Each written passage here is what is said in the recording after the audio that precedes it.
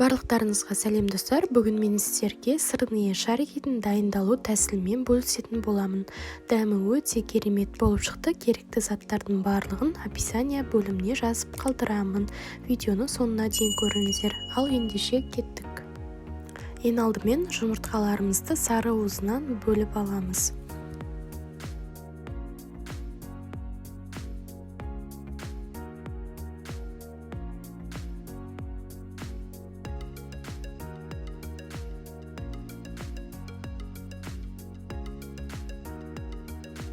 Жұмыртқаларымызды бөліп алғаннан кейін осы ақ уызды жақсылап миксерлейміз.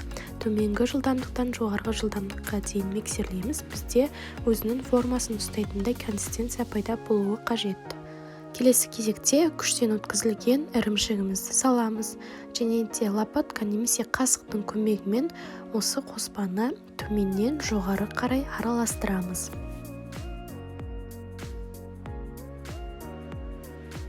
Араластырып болғаннан кейін үстіне оны разыхритель және де тұзымызды сеуіп, тағы да жақсылап араластырамыз.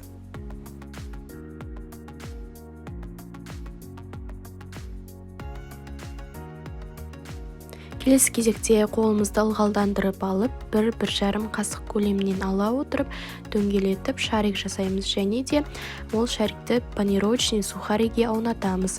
Мендегі панировочный сухари ол наггетсіге арналған сухари. Өздеріңіздің ұнататын сухарийіңізге аунатсаңыздар болады.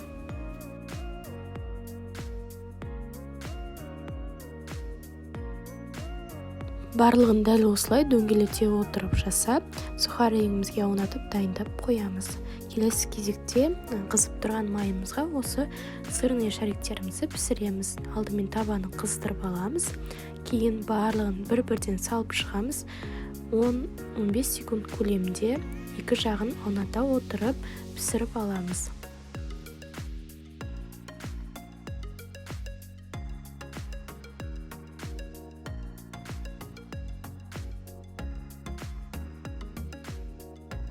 Осымен біздің сырныя шарики тіске басарымыз дайын, өте дәмді болып шықты және де дайындалу тәсілі өте оңай. Міндетті түрде дайындап көріңіздер. Менің каналыма тіркеліп, лайк басып, комментарий қалдыруды ұмытпаңыздар.